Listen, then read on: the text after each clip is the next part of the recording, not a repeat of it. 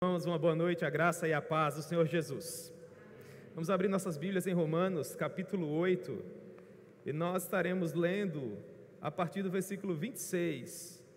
Romanos, capítulo 8, versículo 26, nós vamos continuar o nosso estudo nesse que é chamado pelo pastor Hernandes Dias Lopes como o Monte Everest da Epístola do Apóstolo Paulo aos Romanos, o capítulo 8.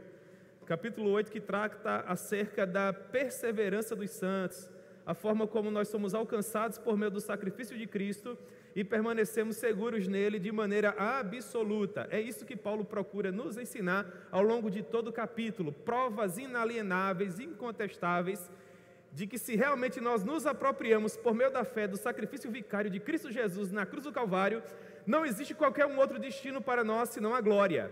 Paulo procura nos incutir isso à mente, Paulo procura nos dar essa certeza inafastável. E hoje à noite nós entraremos nos cômodos finais desse grande palácio erigido pelo apóstolo Paulo, sob a inspiração do Espírito Santo, nos ensinando sobre a perseverança final dos santos.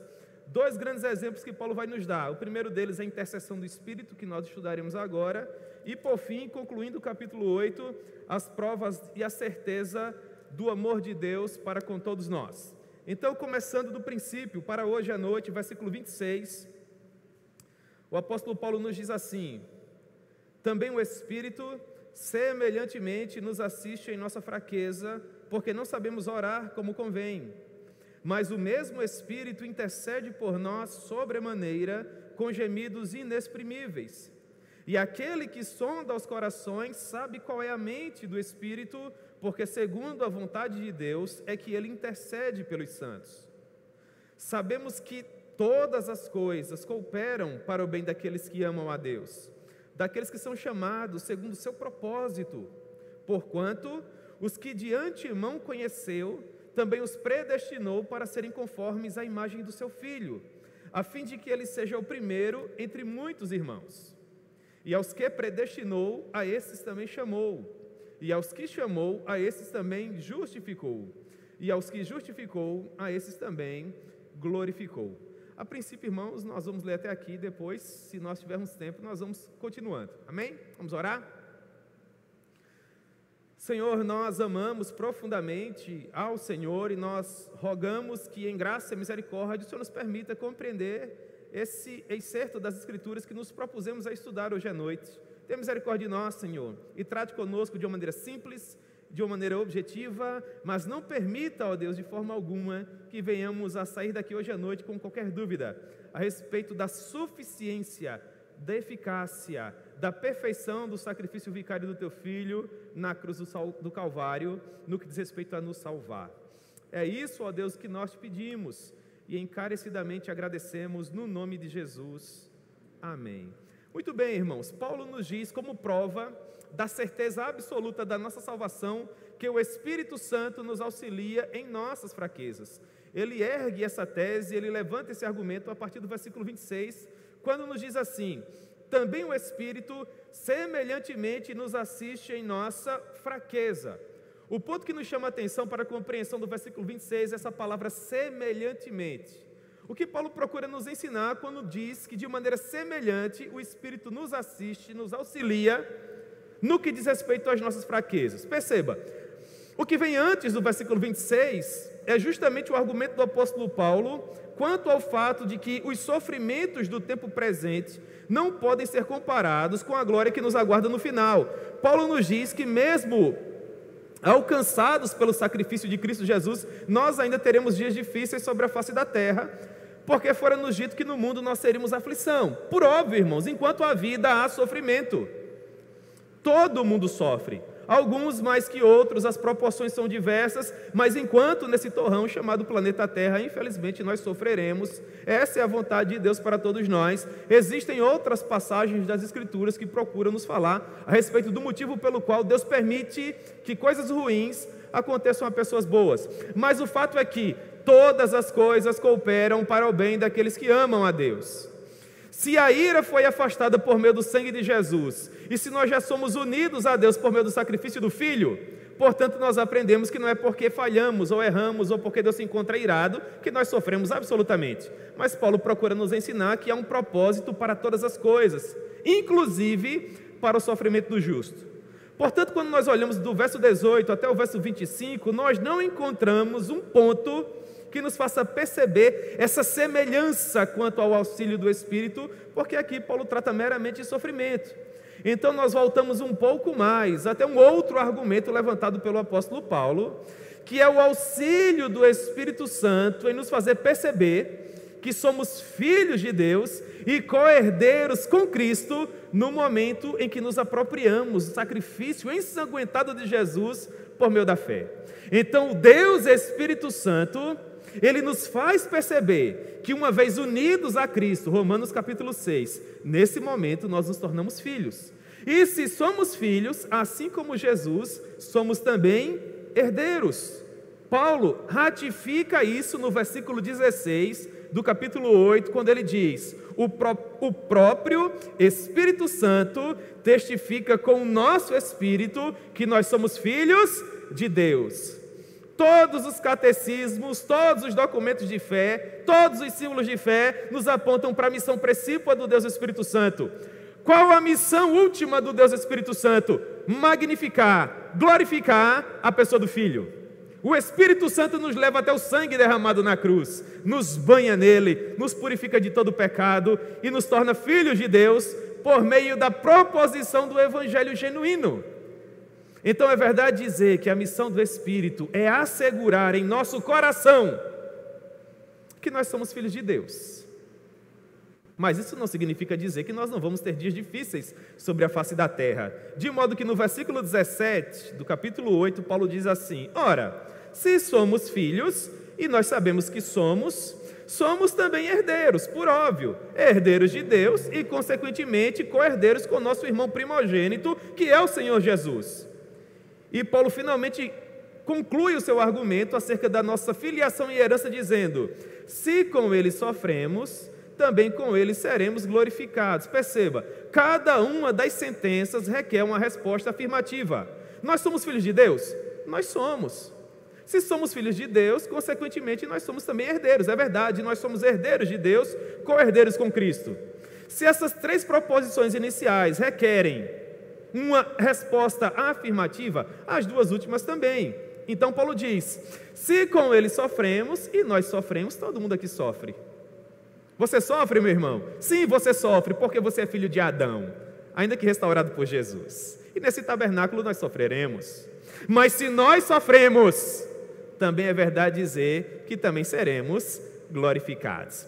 Então nós podemos nos perguntar: mas por que nós sofremos? Qual a razão do sofrimento? Paulo era um escritor brilhante. Então ele abre um parêntese dentro dessa explicação da missão do Espírito Santo e nos explica a razão do sofrimento. E o seu objetivo é dizer que não importa quão grande venha a ser a nossa luta, ela não pode ser comparada com a glória que nos aguarda no final. Então, do verso 18 ao verso 25, nós temos um parêntese para que Paulo explique o que ele quis nos dizer com essa palavra sofrimento do versículo 17. Seria aquilo que os nossos doutrinadores do Novo Testamento gostam de chamar de digressão.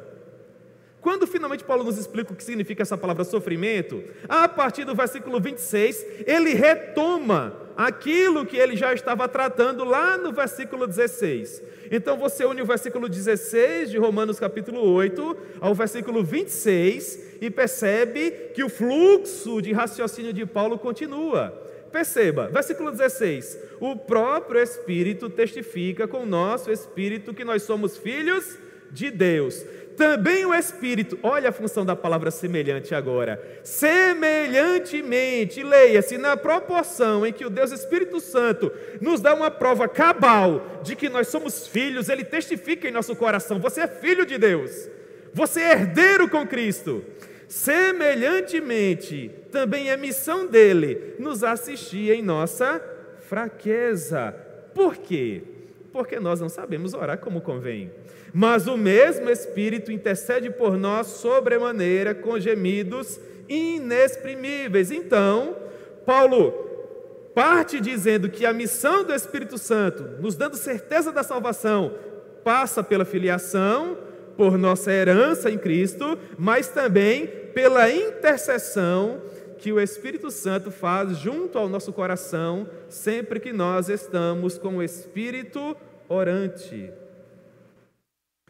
Semelhantemente, assim como Ele nos prova que nós somos filhos, e bem assim herdeiros, Ele também nos dá a certeza absoluta de que quando não temos argumentos suficientes para expor a Deus aquilo que se encontra em nosso coração, quer pelo sofrimento, quer pelas agrúrias experimentadas no dia a dia, quer por tamanha felicidade, porque desde o poço mais profundo de melancolia até os píncaros da felicidade, às vezes nós não temos argumentos, não sabemos dizer para Deus o que se passa em essência dentro do nosso coração, e nós somos frágeis por isso, porque o exercício da oração requer sabedoria.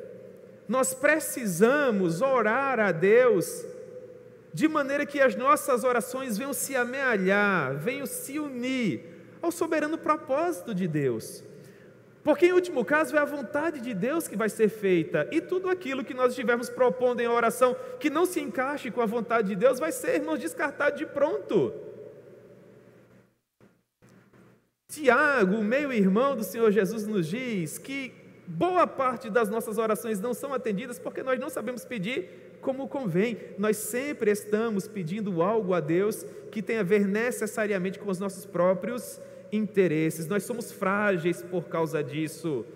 As nossas limitações não nos permitem fazer uma leitura correta da nossa realidade, da nossa real situação, e por conta disso, dos nossos olhos limitados, dos nossos limites históricos, geográficos, culturais, intelectuais, nós não sabemos orar como convém. Então o Espírito Santo nos auxilia quanto a isso. Perceba, Paulo não diz que o Espírito Santo nos substitui quando nós oramos. Paulo não diz que o Espírito Santo ora por nós. Claro que não.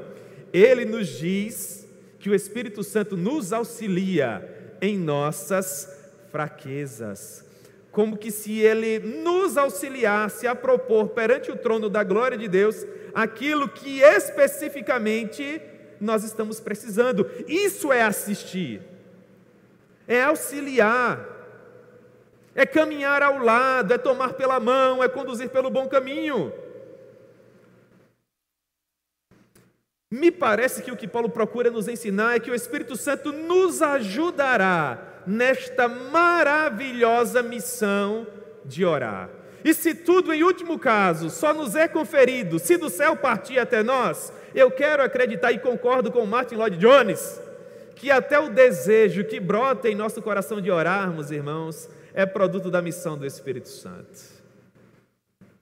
Porque quem sabe, dentro do nosso cotidiano, de tantas coisas que nós temos para fazer, dificilmente nós nos inclinaríamos ao exercício da oração.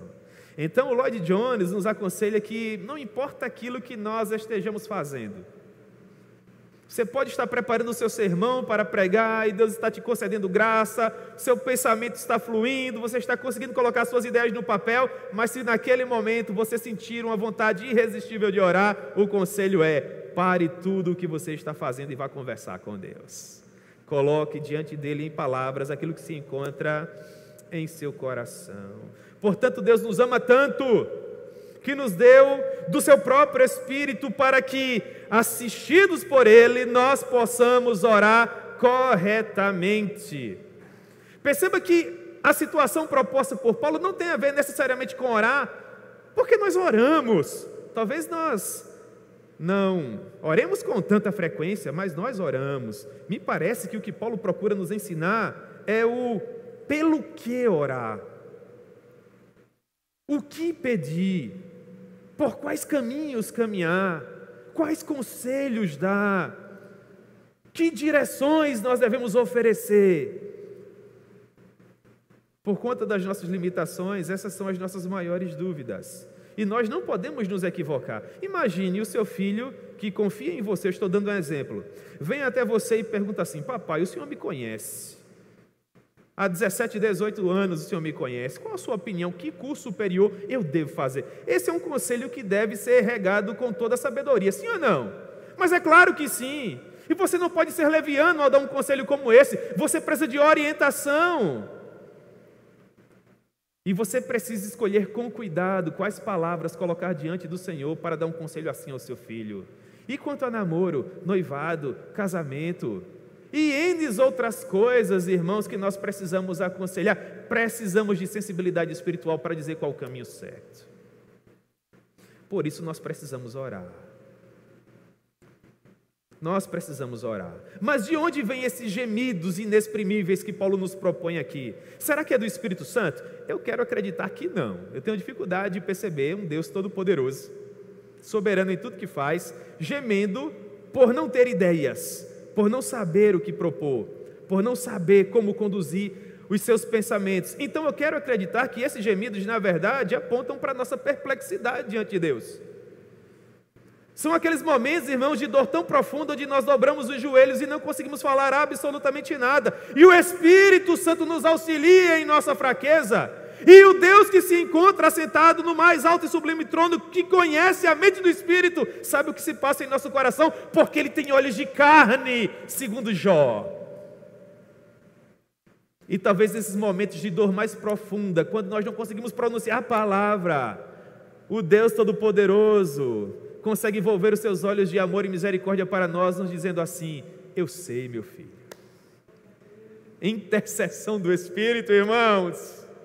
Essa é uma das provas inafastáveis de que você nasceu de novo, de que você é uma nova criatura, porque isso não é dado a ímpios, isso não é dado a pagãos, isso é dado apenas àqueles que são nova criatura, cujas coisas velhas passaram e tudo se fez novo. Apenas aquele que foi comprado por Cristo na cruz do Calvário, finalmente tem a sua vontade em oração aperfeiçoada pelo Deus Espírito Santo e ninguém mais.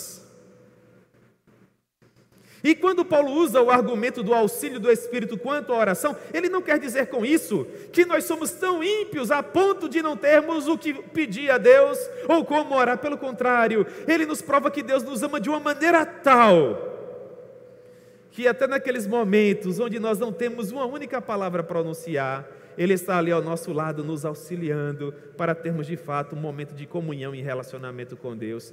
Essa é uma prova cabal, irmãos, de que nós estamos indo em direção a Jerusalém celestial.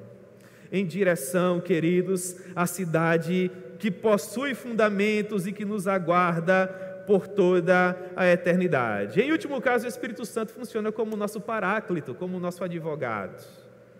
Ele coloca em nossos lábios as palavras segundo a vontade de Deus. E como o próprio Deus conhece a mente do Espírito, essa comunicação é perfeita. E nós podemos descansar na certeza de que Deus sabe quais são as reais necessidades do nosso coração. Não é maravilhoso isso? Houve um homem com um filho miseravelmente endemoniado. Perceba a ênfase, miseravelmente endemoniado. O pastor Moisés pregava sobre isso aqui. E após todo aquele imbróglio, Jesus finalmente vem até o homem e pergunta para ele: você crê que eu tenho poder para curar o seu filho? E aquele homem sabia das suas limitações. Ao tempo em que ele também sabia que não podia perder aquela oportunidade, porque o demônio queria matar o garoto. O lançava na água e o lançava no fogo. Você consegue imaginar uma situação como essa? Então ele olha nos olhos do Todo-Poderoso e diz assim: eu creio, Senhor, mas ajuda-me na minha incredulidade. Sem o Espírito Santo nós dobraríamos o joelho, irmãos, e com um parente precioso na UTI nós começaríamos a orar. Mas como saber que aquelas palavras eram as palavras corretas de modo a alcançar o coração de Deus? Com um parente precisando de uma nova porta de emprego para colocar o pão sobre a mesa, nós dobraríamos os joelhos e oraríamos, mas como saber que aquelas palavras seriam as corretas, de modo a fazer com que Deus, em graça e misericórdia, abrisse mais uma oportunidade? Nós viveríamos o mesmo dilema, a mesma incerteza, quanto ao fato de se Deus de fato estaria nos ouvindo plenamente ou não. O Espírito Santo afasta toda a incredulidade e nos dá certeza absoluta que ainda que não haja nenhuma palavra em nossos lábios, ainda que nós só consigamos gemer, o Deus que sonda a mente do Deus Espírito sabe o que se passa em nosso coração e permite que a comunicação venha a ser perfeita. Eu não consigo imaginar amor maior que esse.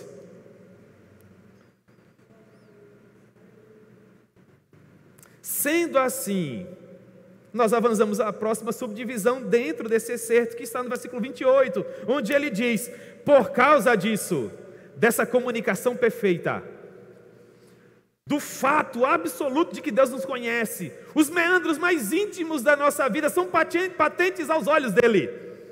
Você consegue perceber isso? Não há um único recôndito da tua vida que não seja perceptível aos olhos de Deus. Isso não faz com que Deus te ame mais ou menos, porque Ele te ama desde antes da fundação do mundo. Fez com que o Filho dele sangrasse por você e te conferiu uma salvação inabalável que se concretiza por toda a eternidade.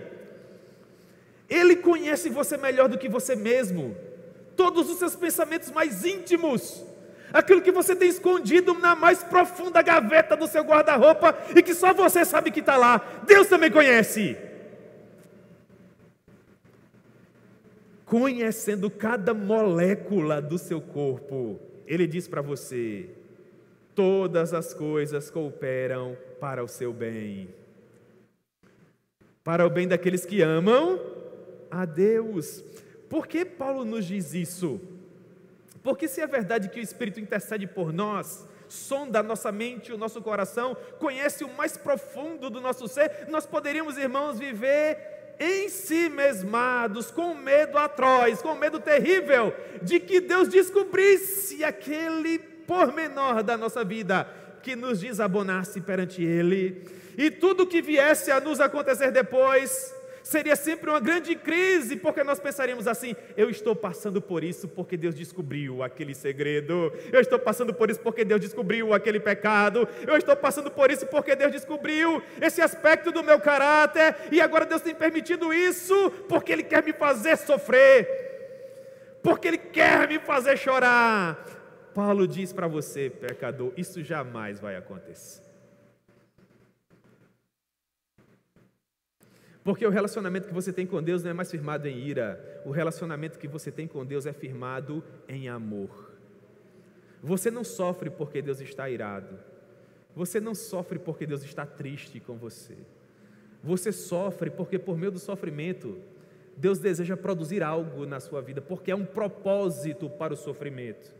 E é para que você tenha certeza absoluta disso, que o fato de você estar sofrendo em nada interfere na sua salvação, que Paulo diz: todas as coisas cooperam para o bem daqueles que amam a Deus, vírgula, daqueles que são chamados segundo o seu propósito. Há um propósito, irmãos. Nós não estamos passeando pelas ruas de Campina Grande como se estivéssemos fazendo compras no shopping. Pelo contrário, há uma razão de ser para a nossa existência.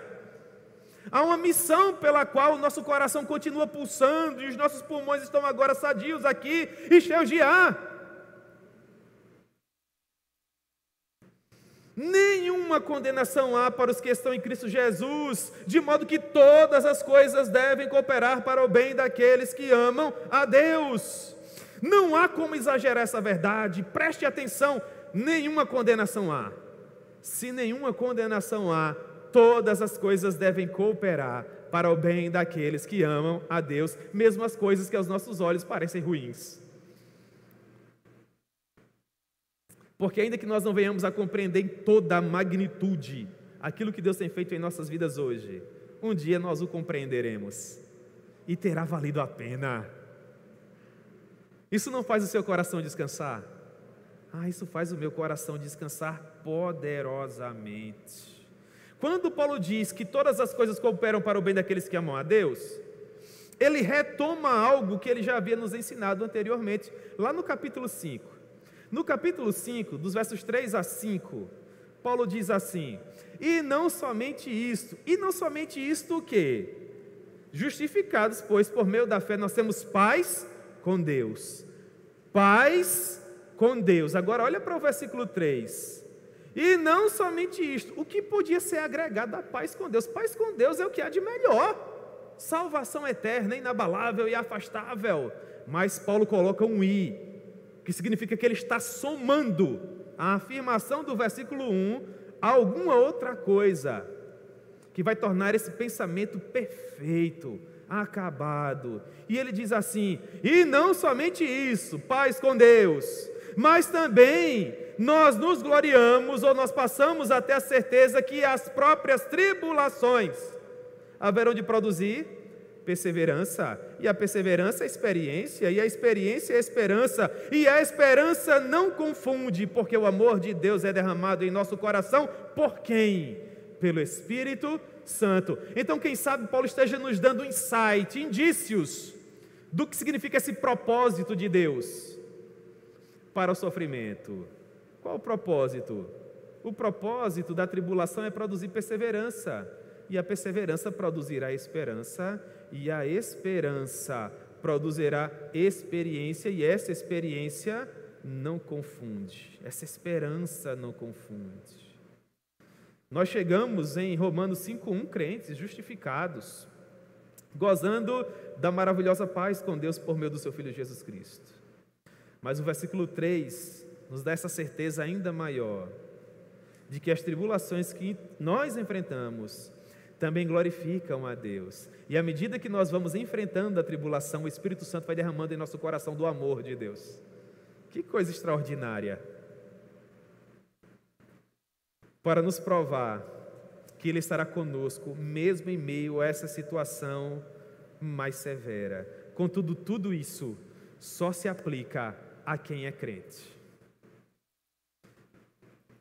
Basta olhar para os versos 16 e 17. Filho e herdeiro de Deus é qualquer pessoa? Não. Filho e herdeiro de Deus apenas quem nasceu de novo. Todas as coisas cooperam para o bem de todas as pessoas.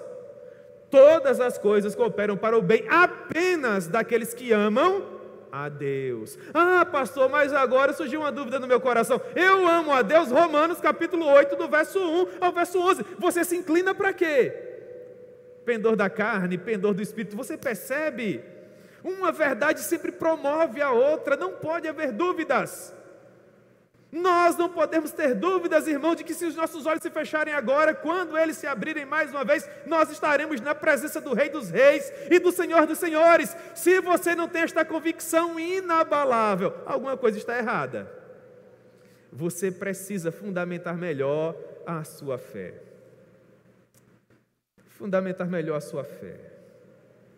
E por que não pode restar dúvidas? Versículo 29. Porque, olha como Paulo começa o versículo 29. Porque, porquanto, partícula de explicação. Paulo sempre escreve dessa maneira, ele levanta um argumento e explica no próximo. Todas as coisas cooperam para o bem daqueles que amam a Deus, daqueles que são chamados segundo o seu propósito. Eu expliquei isso para vocês. E agora vem a explicação de Paulo que arremata o que eu estive aqui falando. Versículo 29. Porque aqueles a quem Deus de antemão conheceu. Irmãos, nós não precisamos ir para o grego para compreender o que significa conhecer de antemão. O que é conhecer de antemão? É conhecer previamente. À luz de Efésios, Deus nos conheceu antes da fundação do mundo. E antes de criar esse teatro maravilhoso que nós chamamos de criação, Ele nos predestinou, nos pré-ordenou para sermos conformes à imagem do seu Filho, a fim de que ele seja o primogênito entre muitos irmãos. Paulo nos dá uma outra explicação dentro da sua teologia para a razão do nosso sofrimento. Qual o objetivo de Deus? É fazer com que aquele projeto que fora produzido, que fora imaginado por Ele antes da fundação do mundo, se torne histórico nos dias atuais. Com o objetivo de Deus, nos tornar semelhantes ao seu Filho. E como Deus faz isso? Permitindo tudo que você tem vivido ao longo dessa tua vida frívola, fugaz, efêmera, que é como fumaça, segundo Salomão, ao longo de todos os anos vividos sobre a face da terra. Que coisa extraordinária! Os nossos irmãos presbiterianos costumam chamar isso de meios de graça. A forma como Deus intervém em nossa vida para promover tudo aquilo que concorre para a maior glória do nome dEle. E interessante que quando nós estudamos a vida de quem vai morar no céu, nós percebemos que esses meios de graça atuam tanto antes da conversão. Olhe para o Saulo de Tarso. Toda a vida dele, irmãos, foi uma grande conspiração para que ele viesse se tornar o poderoso Paulo. Desde que ele nasceu até os 29 anos de idade, Deus o preparou para ser o maior teólogo de todos os tempos. E quando ele finalmente se converteu, esse plano teve consecução. Se você fizer um estudo de caso da sua própria vida, quem sabe você conclua a mesma coisa. Que tudo que você viveu antes de compreender a mensagem da cruz, desde os momentos mais felizes até os piores de sabores, serviram para forjar a pessoa que você é hoje. Nesse plano extraordinário de Deus de tornar você imagem e semelhança do seu filho primogênito, para que você seja mais um dentre muitos irmãos. E Paulo conclui o pensamento no versículo 30, que é uma síntese de Romanos. Esse versículo 30, irmãos, deveria ser escrito com letras douradas. Aí Paulo diz assim: e aos que predestinou, ele predestinou a todos os seres humanos?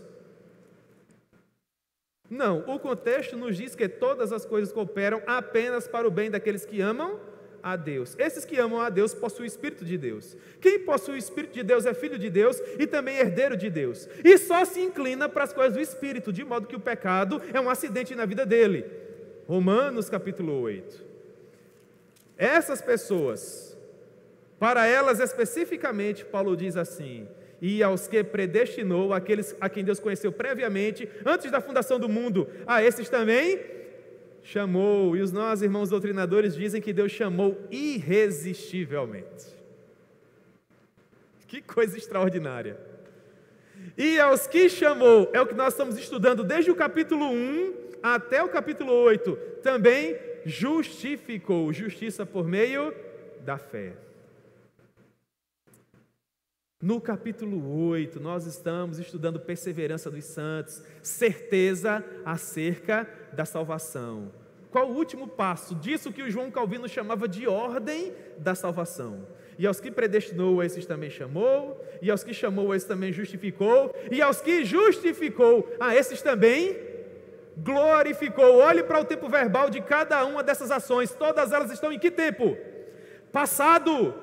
Tudo isso foi aperfeiçoado na vitória de Cristo na cruz do Calvário. Toda a história da humanidade encontra a sua razão última na cruz. Tudo que nós vivemos, irmãos, após o evento Calvário, são meros desdobramentos daquilo que Cristo conquistou por nós na cruz do Calvário. Você estava assegurado na glória no momento em que Cristo deu o seu último suspiro, e teve a prova inafastável de que tudo isso era verdade, quando os olhos dele, naquele domingo pela manhã, se abriram mais uma vez. Não importa aquilo que venha nos acontecer, nós estamos na glória, seguros em Cristo Jesus. Ah, pastor, mas eu sou um ser humano falho. O senhor passou tantos cultos pregando nesse capítulo 8, querendo me dar essa certeza, mas no fundo do meu coração ainda paira aquela dúvida: será que eu... Nós vamos, irmãos, para o último argumento. Agora, não é possível que você não ceda. Nos primeiros versículos eu já estava convencido, não sei vocês aí.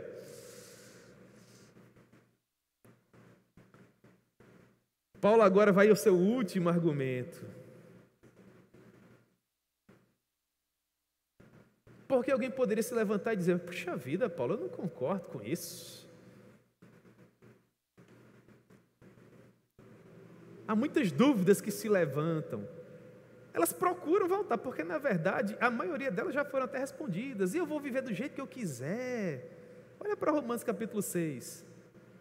Como viveremos ainda no pecado nós, que para ele morremos? Eu vou continuar na prática do pecado para que a graça se torne mais abundante? De maneira nenhuma. Como você vai viver ainda sob a autoridade do pecado se você já morreu e foi sepultado para ele? Essas dúvidas já ficaram no passado, irmãos.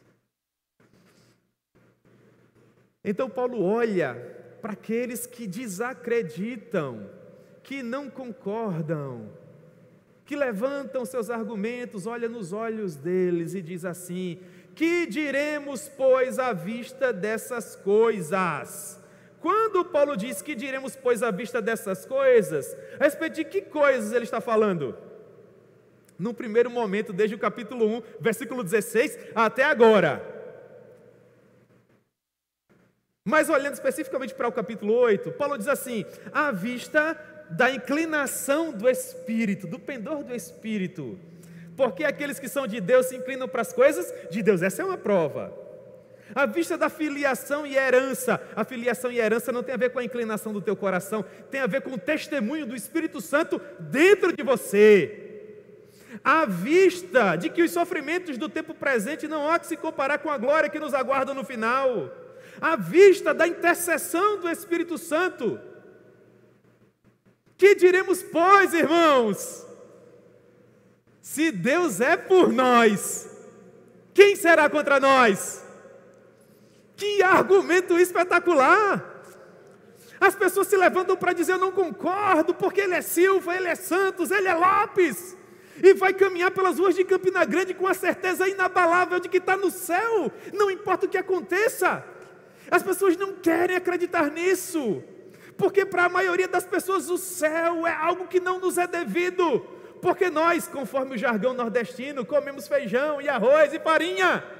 Nós olhamos para Romanos capítulo 8 e colocamos nos olhos dessas pessoas dizendo: que argumento você encontra para isso? À vista dessas coisas, da inclinação do Espírito, do testemunho interno de que somos filhos e herdeiros, de que o que nós sofremos aqui não há que se comparar com a glória que nos aguarda no final, da intercessão que o Espírito faz por nós. Se Deus está me salvando, se na verdade Ele me salvou, quem é você para desacreditar? Se Deus é por nós, quem será contra nós? Paulo agora começa com uma série de perguntas retóricas para nos dar essa certeza. Em seu último argumento, o argumento que ele usa agora é a certeza do amor de Deus por nós. E ele começa dizendo assim, como que se um interlocutor imaginário estivesse fazendo perguntas a Paulo e Paulo estivesse respondendo as suas dúvidas, por exemplo. Então ele diz no versículo 32, esse é o meu verso favorito. Isso aqui devia ser escrito com letras douradas também. Aquele que não poupou o seu próprio filho, antes por todos nós o entregou, porventura não nos dará graciosamente com ele todas as coisas? Dizendo em outras palavras, será que Deus havia enviado Jesus para sofrer tudo aquilo que ele sofreu, para sangrar por nós na cruz do Calvário das 9 horas da manhã até as 3 horas da tarde, para depois nos abandonar à nossa própria sorte, para confiar sua salvação a você? Ora, aquele que não poupou o seu próprio filho, Romanos capítulo 5, versículo 8, Deus prova o seu próprio amor para conosco, pelo fato de ter enviado o seu filho para morrer por nós, enquanto nós éramos miseráveis, pecadores. Se ele não poupou o seu próprio filho nestas condições, antes por todos nós o entregou, será que junto com Jesus ensanguentado, Deus não nos daria graciosamente todas as coisas? A dúvida é, se Ele já nos deu o que há de maior, Ele não vai nos dar, irmãos, o que seria menor? O que é que vocês acham? É claro que vai, meu irmão. Deus jamais vai abandonar você, porque você é propriedade exclusiva dEle. Você foi comprado, pertence a Ele. Você precisa se apropriar dessa verdade. Se as pessoas cortarem você, como diria o John Bunyan, você tem que sangrar o Evangelho. Porque é isso que nos define. É claro que Deus não vai nos abandonar, irmãos. Próximo argumento, versículo 33. Quem intentará acusação contra os eleitos de Deus? Haviam promotores que eram poderosos na época do apóstolo Paulo. Há promotores que são muito bons nos dias atuais, não é? Então Paulo está dizendo assim, que se levante o melhor promotor, que por acaso tem que ser também um grande teólogo, para olhar para esse edifício chamado Evangelho e dizendo assim, não, Deus, você está equivocado, porque nesse ponto aqui você errou. E consta nos autos, os autos seriam as escrituras hebraicas, por exemplo, ou neotestamentárias. Aqui consta que você se equivocou. E você está errado, então essas pessoas não estão salvas. É o desafio que Paulo está lançando aqui. Quem é que pode intentar acusação contra os escolhidos de Deus para dizer que eles não estão salvos? Porque no momento em que esse promotor se levantasse, por óbvio que nós seríamos o quê? Um advogado. E quem seria? Quem seria? Quem? É Jesus. Quem tentará acusação contra os escolhidos de Deus? Se é Deus quem os justifica. Dentro dessa palavra justificar, sabe o que é que está dizendo? Sabe o que ocorre aqui? Que Deus nos avaliou à luz do mérito de Cristo. E Deus não varre a sujeira para baixo do tapete, irmãos, porque Ele é santo, e santo, e santo. E uma vez que Deus nos avalia por meio do sacrifício vicário de Cristo, Ele olha para nós e diz, é justo. E se Deus, que é santo, e santo, e santo, incomparável a qualquer ser de todo o universo, diz que você é santo, quem pode acusar você? Diga para mim. Ninguém. Ninguém. Próximo argumento. Quem nos condenará? É Cristo Jesus quem morreu, ou antes, quem ressuscitou, o qual está à direita de Deus e intercede por nós. Agora nós pensamos na figura do juiz. O juiz poderia dizer, ainda que os argumentos do promotor sejam frágeis, eu entendo que é meu dever condenar. Então Paulo diz, como nós poderemos ser condenados se a sentença já foi paga? Porque nós só podemos ser condenados se tivermos um preço a pagar, sim ou não?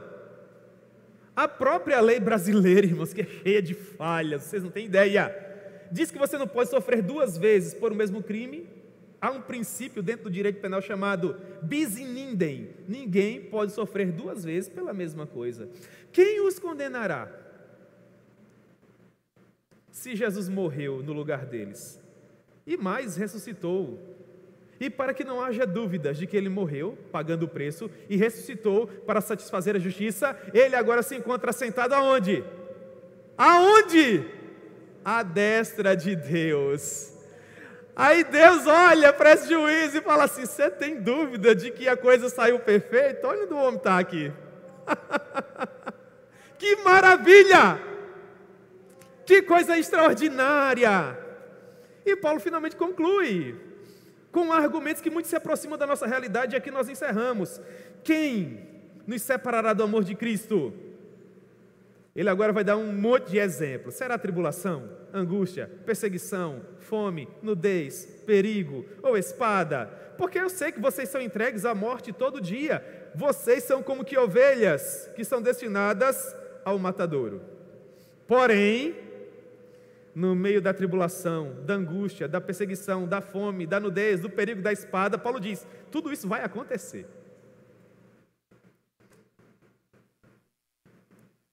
Talvez não com você, mas com o irmão, com a cristandade. Isso está acontecendo agora, irmãos. Vai assistir os jornais. Nós somos entregues à morte todo dia. Olha a janela 1040, olha a lista de países perseguidos da missão Portas Abertas. Nós somos como que ovelhas consideradas para o matadouro. Em todas essas coisas, porém, somos mais que vencedores, versículo 37, por meio daquele que nos amou. Talvez seja por isso que o evangelho para o homem natural pareça loucura. Porque se você vai fazer uma análise dos mártires que morreram por ocasião dos imperadores romanos, sobretudo no primeiro e segundo século, vai ler o mártir das catacumbas, as catacumbas de Roma. Os nossos irmãos iam para dentro do Coliseu louvando e glorificando a Deus. Há N exemplos de homens que partiam na frente de outros homens, mulheres que ficavam na frente das amigas para morrer primeiro, filhos que tomavam o lugar dos pais e vice-versa, e aquilo causava uma comoção sem igual nos olhos da multidão incrédula, que estava ali para ver os jogos de Nero, e voltavam cientes de que há um Deus todo-poderoso que é todo amor. Em todas as coisas, porém, somos mais que vencedores por meio de Cristo Jesus, por meio daquele que nos amou. Em outras palavras, sabe o que Paulo diz no versículo 37? Nós não temos inimigo à altura. Porque quando você olha para a tribulação, angústia, perseguição, fome, nudez, perigo, espada, tudo isso só pode causar uma coisa. O que seria? A morte. Sim ou não? Sim. Mas olha para 1 Coríntios capítulo 15, versículo 55. Quando Jesus ressuscita, teologia do apóstolo Paulo, ele olha nos olhos da morte e fala assim: onde está, ó morte, a tua vitória? Onde está, ó inferno, o teu galardão? Tragada foi a morte na vitória de Cristo? E se a morte foi tragada na vitória de Cristo Jesus, olha para o versículo 38, vê como ele ganha outras cores. Eu agora estou bem certo que nem a principal das inimigas, a morte, e nem a vida, nem os anjos, nem os principados, nem as coisas do presente, nem as coisas do porvir, nem os poderes, nem a altura, nem a profundidade, nem qualquer outra criatura, aquilo que alguém ainda possa inventar, terá o poder de nos separar do amor de Deus que está em Cristo Jesus. Nada pode nos separar do amor de Deus que está em Cristo Jesus. E Paulo diz assim no versículo 38, eu estou bem certo, eu tenho certeza absoluta. Irmãos, não poderia terminar diferente o Evangelho, não é? Com esse versículo nós terminamos a parte doutrinária, por assim dizer, de Romanos, que vai do capítulo 1, versículo 16, até o capítulo 8, versículo 39.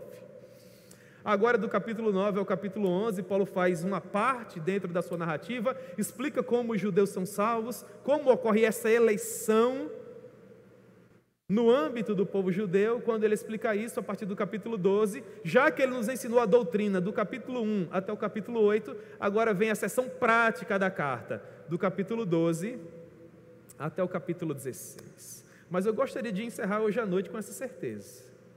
Eu estou bem certo de que nada pode nos separar do amor de Deus que está em Cristo Jesus. E eu espero que você tenha essa certeza também. Amém?